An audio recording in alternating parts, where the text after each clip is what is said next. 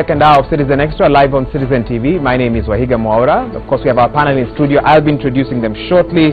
But first things first, we cross over to the Public Service Club, where Nairobi City Council doctors have started on a go-slow. They're expected to march from the Public Service Club to City Hall. They are complaining against mistreatment by the City County.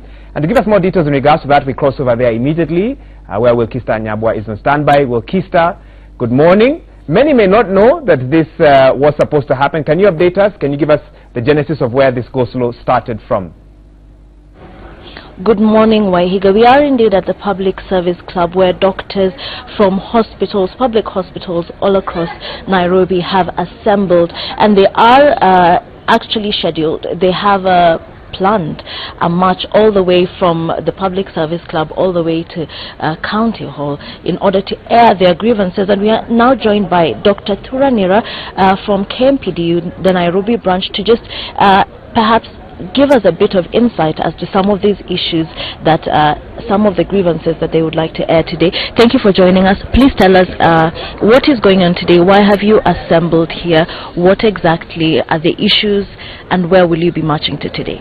Thank you, Wilkista. Thank you, Citizen TV. Dr. Thuranira Kaugire is my name, the Nairobi branch secretary. Today, the doctors of Nairobi, the doctors who work in Nairobi, have converged here. We have decided to do a picketing. It's a peaceful demonstration. We shall start at Public Service Club, go up Mara Road, Hospital Road, go up to City Hall. It's a peaceful demonstration against the mistreatment of the Nairobi doctors by the government of Nairobi City County. The doctors have not been paid their salary since December. This is after even calling off and having a presidential directive that the salaries to be paid 7 months. The motion that you are done the previous strike that we had, he has not affected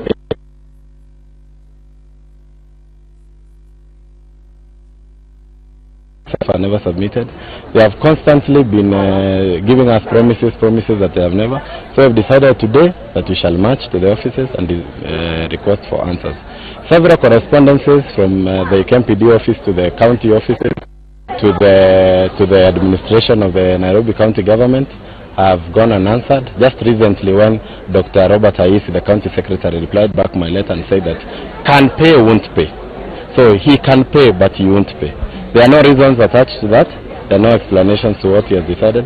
So we are going to seek audience with the county secretary. We are going to seek audience with the governor. We are going to seek audience with the deputy governor, the chief finance officer, the CEC Health, Dr. Muya, the chief officer of health. They answer. They tell us if you become slaves that we'll be working for free, or what they plan with us. Just for clarity purposes, are you saying that you have received, doctors in Nairobi have received nothing at all whatsoever? Some doctors have been paid for the month of May, some doctors have been paid for the month of April, but from December there are some doctors who have not been paid. The payment have been erratic. The payment for May was paid 2 days ago. There is no explanation. There is no even, there are some areas that have been put there that are not explained to. The pay slips look erratic. Some doctors, 2 doctors working in the same hospital, at the same job group, the same qualifications, are being paid different amounts. So we don't know what is happening in this country. So we want to call upon the management of Nairobi County, Dr. Evans Kidero. He's a doctor, he's a colleague of ours. Dr. Aisi is a consultant pediatrician. He should not stop mistreating his colleagues and pay up. So what happens after the demonstration? You air your grievances, and then what next? You go back to your workstations? We will go back to our workstations. We will be demonstrating from morning up to 5 p.m. I have written letters to the county commandants. I have permits for this. We will be doing this every day from today 8 to 5 p.m. every day up to Friday. After 5 we resume back to work. You might understand that most hospitals are closed. Nurses are already on strike. So the doctors will be back to work. They will go. If there is anything to be offered, the services will be offered. If we seek audience up to Friday, they do not change this, we'll take another action. We have so many actions. The union demonstration or picketing is not one of the actions that is limited to us. We have so many we can do. Not limited to going on strike. Lipa kama tender too.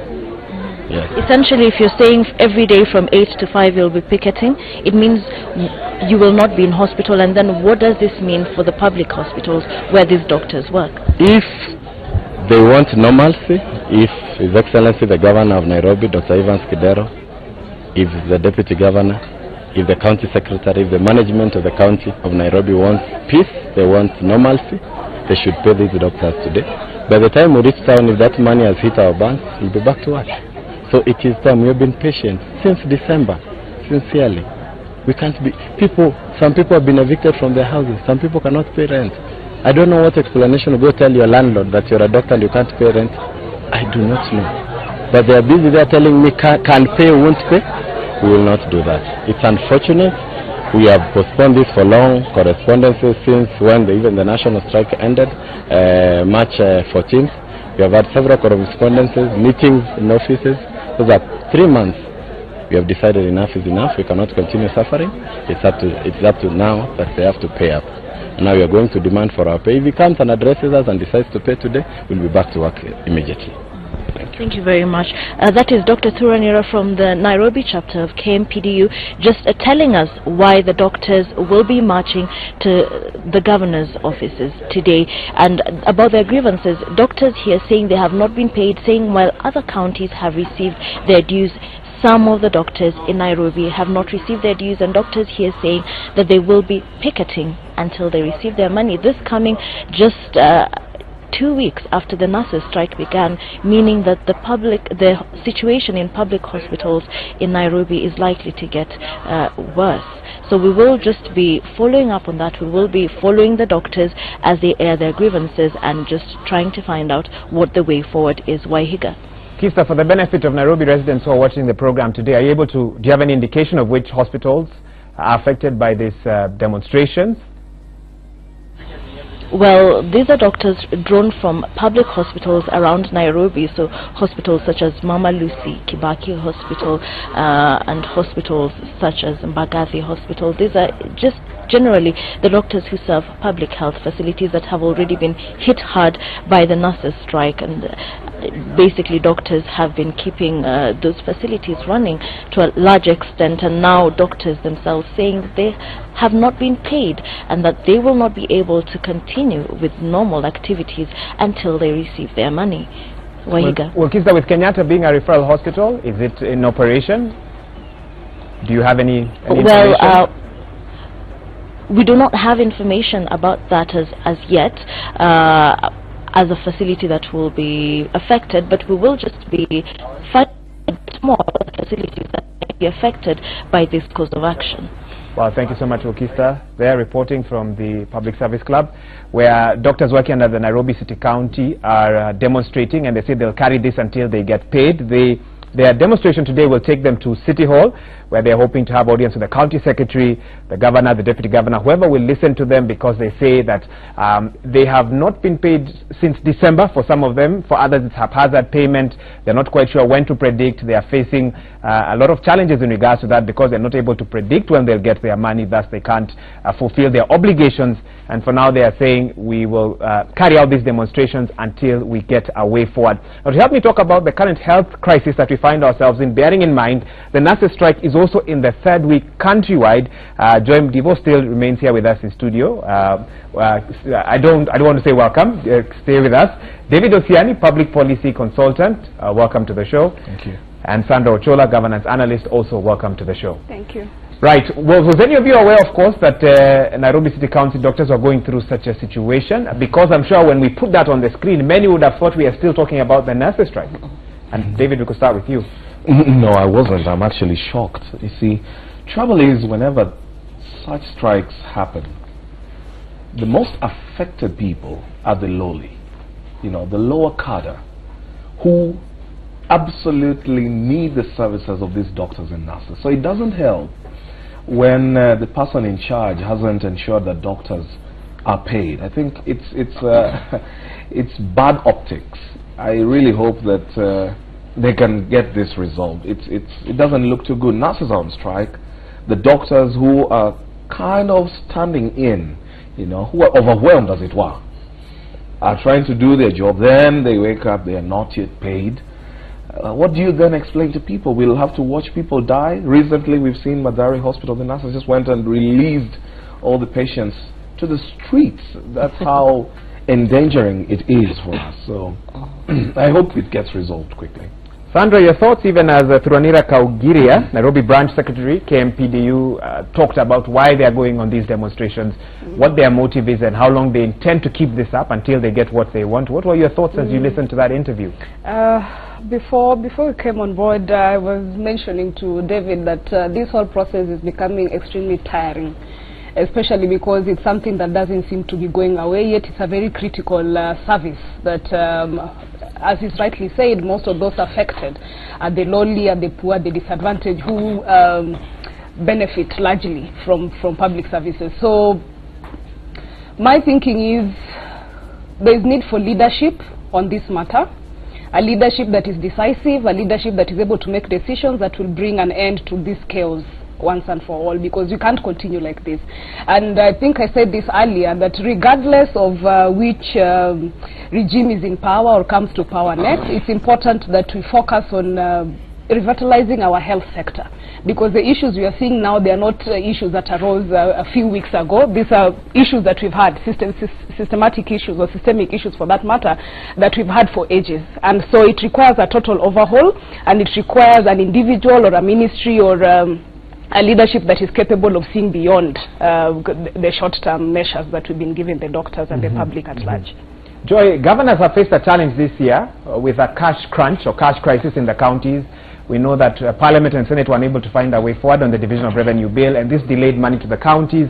Could this be a reason? Of course, this is all speculative. We've not heard from Governor Kidero on what his response to those accusations or allegations by Nairobi City County doctors. But what are your thoughts in regards to why a county like Nairobi would delay payment or have a haphazard payment method? What are your thoughts on that? And unlike my two colleagues, actually, I had heard about the doctor's strike this morning. I was listening to Jalas and Jeff in the morning, and part of the news bulletin alluded to this fact. And it also affects me as a lowly Kenyan, because I have a stubborn cough that wouldn't go away, and I was told, go to Kenyatta, you'll find excellent chest specialists there. And now I guess I can't go to Kenyatta because they are not there either. So it's one of those things that we might think that it's them who are suffering, it's those people there. But now if your AAR doctor has told you, you know what, if you go to Kenyatta, you'll get Dr. So-and-so, he's the best in chest, then it affects all of us. And this is one of the problems that we have had of late, like you said, with the Council of Governors. Health being a devolved function, it means that the problem now is at the step of the governor of this city and his executive committee to sort this mess out. The problem with the doctors also in Nairobi is that it's very vast. They are really, really overworked. The ones who are trying to man a station and you have no nurses, you're operating maybe with some of the cleaners or the subordinate people try and assist you, it becomes impossible. And these issues we saw being brought up during the CBA, the Lipa Kama Tender Chapter 1, as Thuranira said it, the Chapter 1 of Lipa Kama Tender, they said it's not just the money, it's even how we work. We don't have enough facilities to help us to do a good job at what we have to do. And the problem now we are realizing is coming to not just an explosion. If you listen to the nurses yesterday, they said government has been spending copious amounts of money on other projects that don't have a direct effect on people's daily lives. We are in a profession that affects people on a daily basis. And how come you can tell us that you can't find 7 billion somewhere to pay us? And you know, when you look at such things, and somebody was having a conversation and telling them, especially during an election year, these are some of the things you do not want to see. Because personal suffering sways people. People are emotive. And when the emotion catches up with them, then they're unable to move forward. Now, you said that there was the cash crunch with the Council of Governors. And that is true, because, again, our politicians fail to give leadership when they're supposed to give leadership. Some of these things should not be partisan. It should not be protracted. Go ahead and just deal with it. The president gave a pronouncement that, oh, doctors must be paid for the time when they are not on, when they are not on duty during the strike. The governors have dug in their heels and said, unless you send a special vote for that payment, we are not making the payment. At the same time, you see a court issuing an order that MCAs should be paid for the time that they were supposed to sit, but they did not sit. Now, this shows the seriousness with which we take politicians' matters and the seriousness with which we take matters that affect Wananchi. And time has come for government to be serious about this let us prioritize. If we don't have a healthy nation, we don't have a workforce. We don't have a workforce, we don't have revenue. We don't have revenue, we're not making any money, and as a country we're going to be on our knees.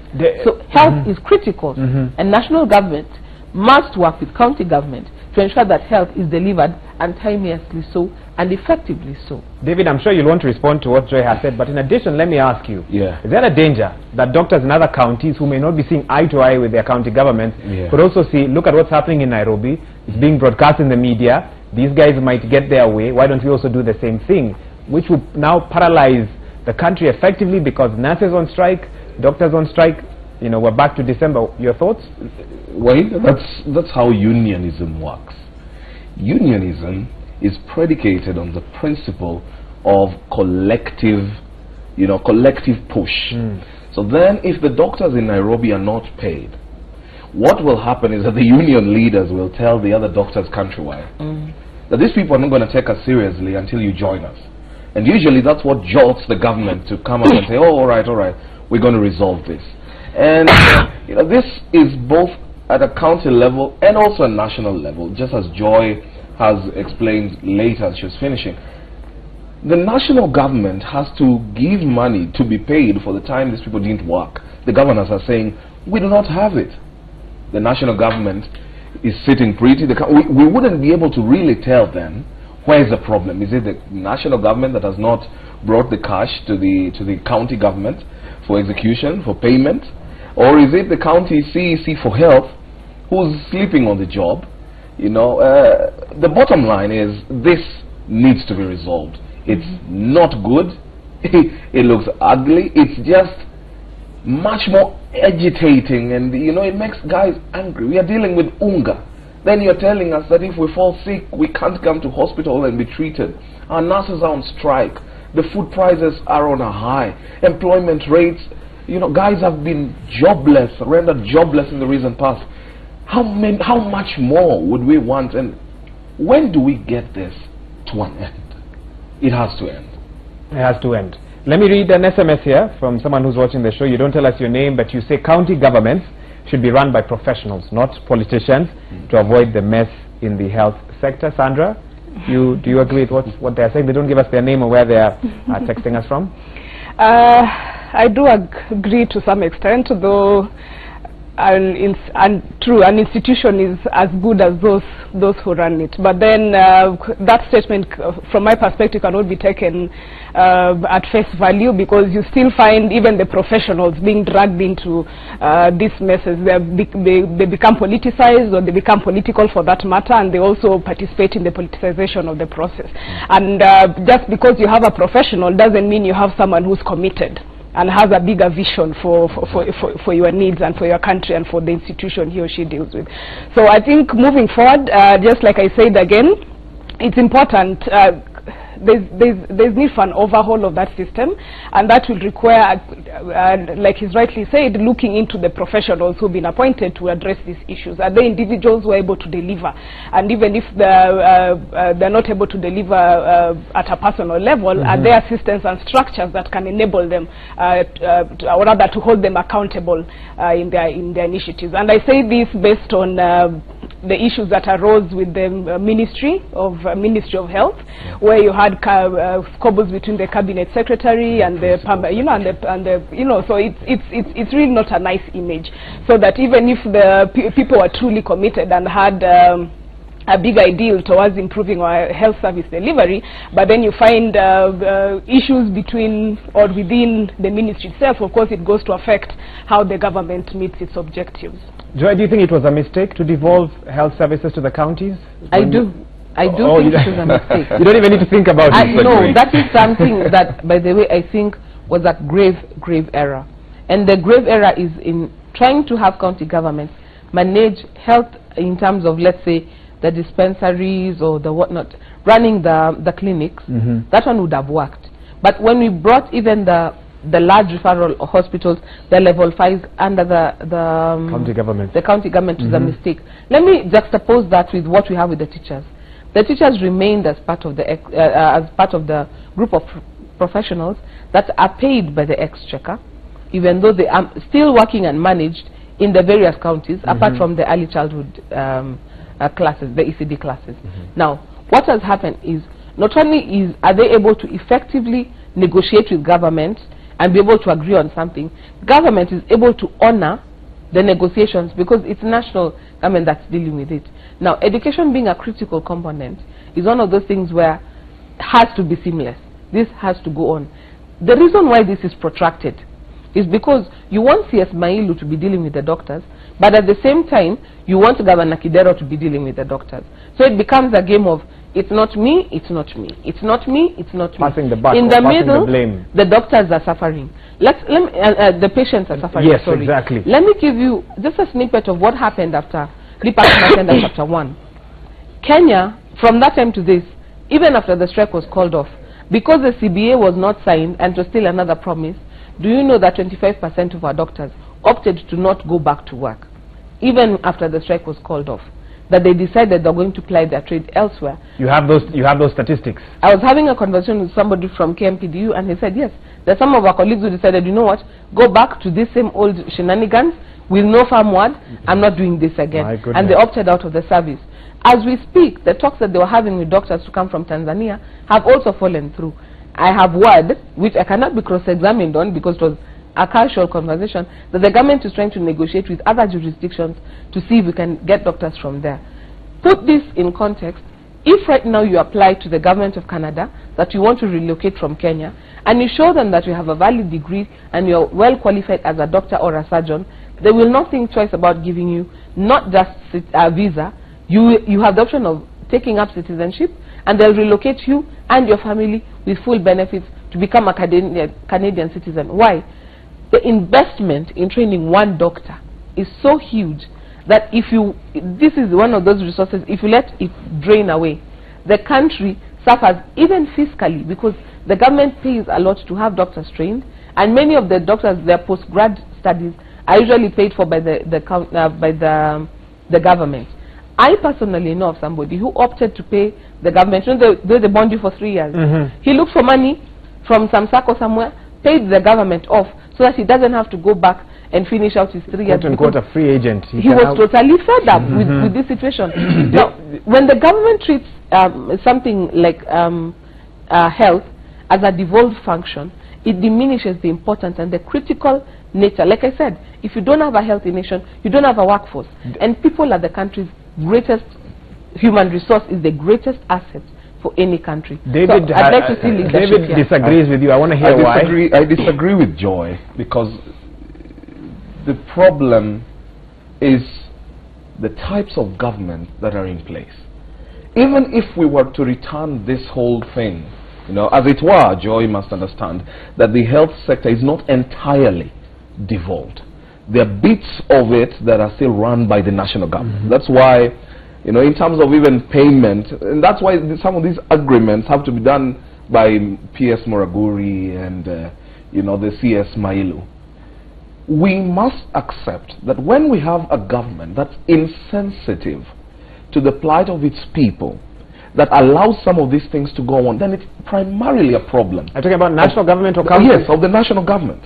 It's primarily a problem of the will of the national government to execute its mandate as regards health and many other sectors. It's not entirely to blame on the county government. And I wish, and I stand by this principle, I wish we would entirely devolve health, then put in place structures that can hold to account our managers at that level, so that the county government, the county governor, the CEC Health, the CS, who is the county secretary, can be held accountable as and when some of these things arise. So when there is a strike, we don't go looking for money. We know very well that this is where we go. The more devolved a government we have, a system we have, the better for this country in the long run. Why? Because we have issues such as historical injustices that can only be addressed when we devolve some of these functions. So that people are crying, oh, when you go to this part of the country, you will find hospitals of this nature. For example, you'll go and find a level 4 hospital in Gatundu that's not found anywhere else in Nyanza. How do you address that? Entirely devolve this system, devolve the functions, then let the governor be in charge, so that then the amounts distributed to each county are equal. then you'd ask him, why did you not do this for us when the other governor could do this for them? Okay, let's take a look at what some of you are saying on 22422. Gator from Umoja, Nairobi says, I think we should not lie to ourselves. Why should everybody strike now? All this is politics. Would it hurt so much to wait for a few months so that all candidates do politics without pressure? Politicians should stop gambling with lives, period. That's Gator from Umoja. That's the opinion. Someone else here, you don't give us your name, but you say with nurses on strike, many patients are dying than when doctors are on strike, but the media is not highlighting that. I think we are trying to do our best. And someone says here, oh, please spare us that notion of professionals. We have seen many governors who are examples of failed professionals, total mess, and they even use an expression at the end which you use when you are disgusted with something, which I will not do on TV. Sandra, the government has taken its stand, county governments have taken their stand, nurses have taken their stand as well. For now, Nairobi County, doctors working at Nairobi City Council also, City County rather, have taken their stand. Who will speak for the man or woman on the ground? Who will, you know, help them know their rights, and what should they do? Because it seems everyone is ready to take their stand, everyone is ready to demonstrate, but what happens to the patients? Yeah, but because we can get caught up talking about the merits and demerits of who's to blame, who's not to blame, but at the end of the day, the masses, the ones who should have the power, are suffering.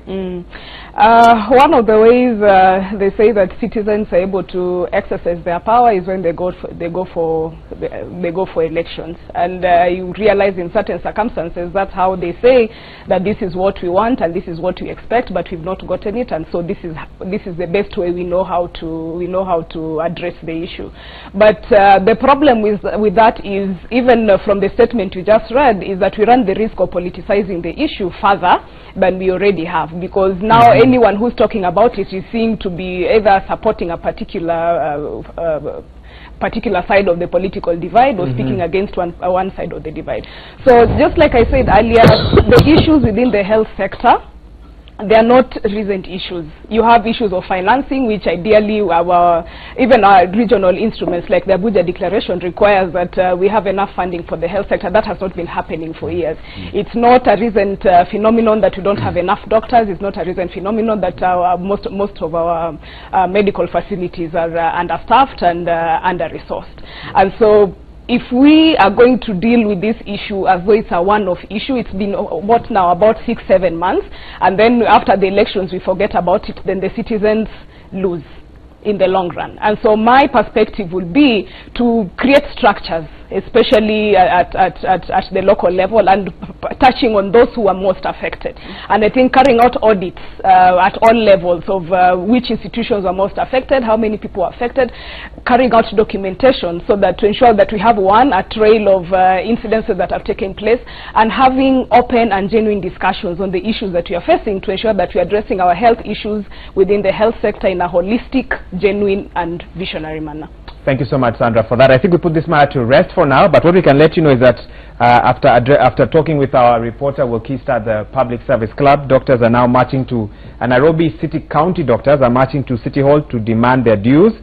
They say that some of them have not received their salary since December, and for those who've been paid, it's been done in a haphazard manner, so they are currently on the road, and of course we'll be joining Wilkista later on to get updates in terms of where they are and what is going on. We also know that the nurses' strike is fully into its third week, a health crisis touching both the nation and touching individual counties as well, with many asking what is the way forward, how will we get out of this, that being the big question. We also know that lots happening on the political front as well, and we will be shortly talking to Stephen Letoo, who is following the National Super Alliance even as they head into Masai Land, Kajiado, with rallies slated for Loitoktok and Kitengela town. We'll be talking to him shortly.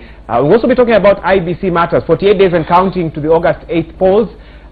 We also know that they are expected today to gazette the list of candidates expected to take part in this year's elections.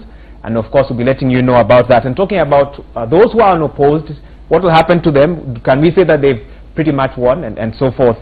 But for now, we take a commercial break. That's right, we take a commercial break. I was hoping we can catch Stephen Letoo before that, but we take a break. When we come back, we'll be talking to Stephen Letoo. Our panel in studio will also help us delve into more expert analysis on some of the issues affecting Kenya today. You're watching Citizen Extra, live on Citizen TV.